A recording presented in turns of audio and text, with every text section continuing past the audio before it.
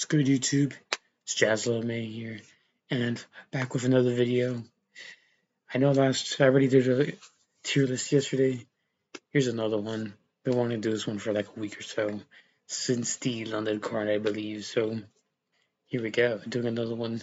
As you can tell by the thumbnail, as you can tell by the title of the video, as you can tell by the pictures on the screen, it's about the commentators in the UFC. I'm gonna use this as a way to rant. That's mainly why I'm going to be making these tier lists, either to rant about stuff or to, I don't know, just to talk shit. Again, I know it's pretty bright in this corner. Sorry about that, but I'm just chilling in bed right now. Wanted to make a quick video, so let's just get into it. As you can see here are the obvious tiers. So let's get into it. Starting with this lady. Dude, I actually don't know who this is.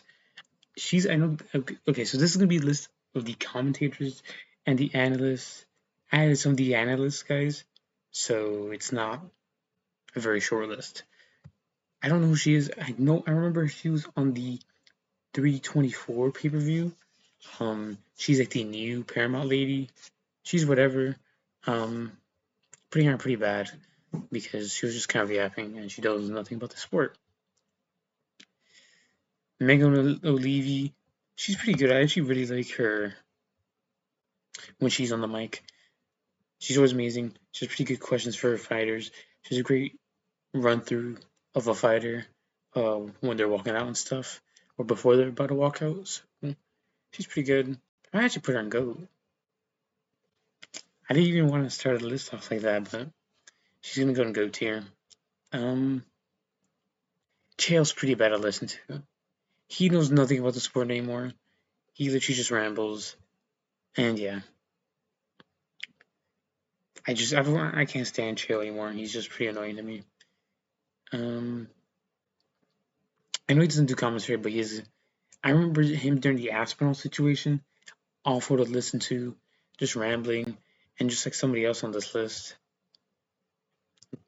Armadillo Heart, Anthony Smith, you're pretty bad to listen to. Nobody watches your YouTube for a reason. And I'm saying this as a YouTuber of like 52 subs. It is what it is, man. Yeah. You can go here. I generally just can't stand these two, especially when they're together on the analyst desk. Awful stuff. Who was pretty good though? Robert Whitaker. I feel like he's been on at the analyst desk a couple times, but he was specifically on it for the 325 one. I love him on the analyst desk. I hope he retires soon if he keeps losing, because he has a perfect spot on the analyst desk there. And speaking of someone else who was pretty good, this is Poirier. He's pretty good to listen to. I've liked him on the Houston one. He was on 326 one. Very listenable. But to move on from the analysts, guys, let's move on to an actual commentator. Michael Chiesa is actually a pretty decent commentator. When he was on Dana White Contender Series, he was pretty good to listen to. He had pretty good breakdowns, and he wasn't really biased. I don't think he's been on a pay-per-view for a fight night card yet, but I guess maybe he might have those opportunities more now that he's retired. So it's cool.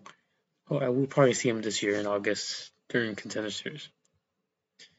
Now moving on to Ponzinibbio. I'm just gonna put both of these guys here. They're both Spanish commentary. I've only listened to Spanish commentary a couple times. It's pretty good to listen to. I like Moreno. I like Ponzinibbio. I'm glad Ponzinibbio has his job. Because he does get pretty inactive for somebody who's old and doesn't win a lot of fights. So it's pretty cool that he's actively doing. I think he's pretty much always on Spanish commentary. So it's pretty cool to see. He's a pretty good commentator. I know it's only for like the Spanish listeners. So if you're Hispanic, Latino, any Spanish-speaking viewer of mine, you probably would know where to rank these better than me. I'll just put them in pretty good because they are pretty good to listen to. Okay. Dan Hardy. I think this is Dan Hardy, right? I feel like he was pretty listenable. He had his moments on commentary, but I'll put him in listenable for right now. And yeah. Now that I'm looking at it, I might just put these dudes in muting. Oh, but they're not in commentary a lot, or they're not on the analyst desk a lot. So I don't normally mute them. Fuck, I'm muting them. Because like she's pretty bad, but it's not like someone that's gonna annoy me. She just doesn't know. Now moving on to another woman, Poroshenko. She can be listenable sometimes. Her voice is kind of annoying, but she has decent breakdowns of fights and stuff. Especially when there's a fight going on. Her voice just kind of throw it away though, but it's whatever. I feel like she's become such a commentator now. She kind of just gives these shit takes sometimes lately, so that's why she's not pretty good. She will be in listenable tier though. She's pretty good on Dana White Contender Series, I will say that. So, just that. Dean Thomas needs to shut the fuck up when he gets on commentary. He literally just says nothing. He just says the most obvious thing ever.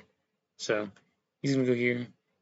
There'll be a fighter getting pressured, and he'll be like, they can't keep walking backwards, man. Can't be walking backwards, man. So, he'll go here. Now, Chris Williams is listenable. He's not that bad. Sometimes when he's on the analysis, he annoys me, but he's not too off. Oh, I missed somebody. I don't have to do that on commentary. I know he was a previous fighter, but he should have made on here. Chris Williams is pretty listenable. I don't mind him whenever he's on commentary on like the analyst desk, so it's pretty good listening to him. So the dude who's on the list, I'd probably put him on the pretty good tier. So yeah. Bisping, awful, awful, awful, awful. I don't know where to put him because I normally don't mute commentary lately. I haven't been able to even listen to commentary because there's something going on, something other that I'm listening to. But his commentary is generally awful. That I generally just have to zone out while listening to him. On the London Cut specifically, he was generally biased. Something that Bisping does too. Listen, buddy, I'm not a judge, but shut up. We know you're not a judge, Bisping. Keep your opinion to yourself. You have one eye. Why are you scoring the fight? You cannot watch a fight properly. So I'm putting him in muted tier. He needs to shut the fuck up sometimes. I'm actually gonna move these guys up. Now I'll leave Anthony Smith. He's annoying, but yeah, when Bisping is not a commentary and like on his YouTube or something, he's pretty funny, pretty witty. At the weigh-in show, he's pretty good. Oh yeah, I just realized Chris Wyman's they're pretty funny at the weigh-in show. But yeah, you can go here. Ooh, where to put it? Anik. Anik kind of just says nothing, so I'm gonna put him in listenable tier. I feel like it's a little bit controversial because I feel like a lot of people like Anik, but John Anik will just his little fucking gay ass laugh. Yeah, his laugh is so like forced. It's so weird, but he'll go here. Yo, Dominic Cruz. I'm just moving on immediately because I don't have much to say about John Anik. Dominic Cruz is one of the worst commentators ever. I love his podcast. I love the interviews he's in, the interviews he does as well. But on commentary, he's off. I heard he was complaining about the Bruno Lopez Naval Sterling stoppage. He just waffles. He just waffles and he just says nothing. He's going to get moved here. One of the worst commentators. As you can see, there's only 4 commentators left, and there's not many spots left. Fitzgerald. I love Fitzgerald on commentary. He's not the best, but I personally love him. He's going to go in the GOAT tier. like hearing him. I love when he's on the analyst desk. He makes fight nights somewhat bearable because he does bring some pretty good insight. He knows he doesn't know everything, so he does let the other commentators, if it's like Bisping, who sucks, but he will trust Bisping to speak a little bit more, or someone else that I'm gonna put up here. Paul Felder. Paul Felder is generally my favorite commentator. Normally I don't put these in order, but just for Paul Felder, you can go here. Yeah. When these two are on commentary together, it is a W matchmaking or W setup. They they match each other so perfectly. Fitzgerald will let Paul Felder speak. He's the former fighter. He knows a lot, and yeah. And Paul Felder will give Fitzgerald his most speak. Felder gives good advice on commentary. When I say advice, like when they're like, "Oh, what should he do?" I think Felder's pretty good at it, and he's never biased with a decision. He has good takes when it comes to reffing. He will complain about a ref doing an awful job. He will also say when a ref is doing a good job. So he's gonna go here. He's generally my favorite referee.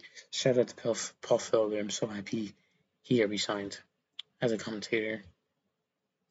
Now the last two, everyone hears about it.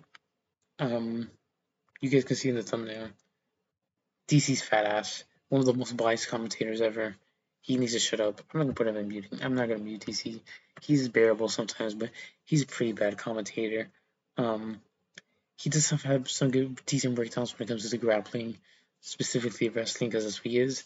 But he's so biased sometimes. He's borderline. Like he's borderline muting tier. But so yeah, I'm just gonna rearrange these to my liking. There we go. Yeah. But DC's bias is awful here. When I either want like a Dagestani guy, a wrestler, anyone, the Khalil Glaze. We're gonna get to Khalil Glaze in the Yuri fight. Awful. He can go pretty bad here. Everyone complains about it. Everyone talks about it. It's all over Twitter. It's all over YouTube. Joe Rogan. It's like beating a dead horse. I don't want to speak to it about it too much, but he generally does suck at commentary. Unbelievable. I mean, look how he's throwing that leg. I see some redness on that leg. I feel like I sound like Chill Son. I do this impression of my dad a lot. He tells me I sound like Chill Son. And Joe Rogan's just like, when you see you bruising a leg, you know he's gonna bring it up. If there's a nut shot and he's on commentary, he's gonna bring up steel Muay Thai cups. If there's a submission tip, that's tight. That's tight. That's locked in. That's locked in. It's not Joe. There's other things the Roganisms that he does way more. How did he ever make 185? How did it? He's so massive. How did he ever make that weight? He does it with a whole bunch of fighters. He's probably done with, I think he's done with Morales, Michael Morales. The obvious one is Michael Pereira, Alex Pereira. He probably doesn't even know who Michael Pereira is. Yeah. So, Joe Rogan, I generally want to mute my TV, mute my phone, mute whatever I'm listening to commentary on. And yeah, he's pretty biased when it comes to commentary as well. I think that's an issue of having Joe Rogan on because he does become good friends with fighters, especially guys he has on his podcast. That's why he's going to be here. There's a fight. When I go back to listening to UFC fights, especially old ones from like past my era, he's always been this awful. Even not even past my era, but like Reebok era, he's been just completely biased. He's always just had these awful takes on commentary, and yeah.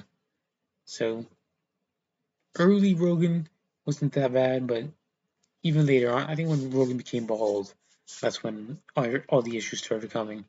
So here's my tier list of the UFC commentators. Let me know what you guys think. in the comments below. Who is your favorite? Where would you rank these guys? And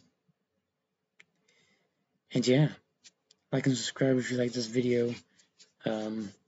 Follow me on Twitter, jazzlovesmma, of course. And I'll catch you guys tomorrow.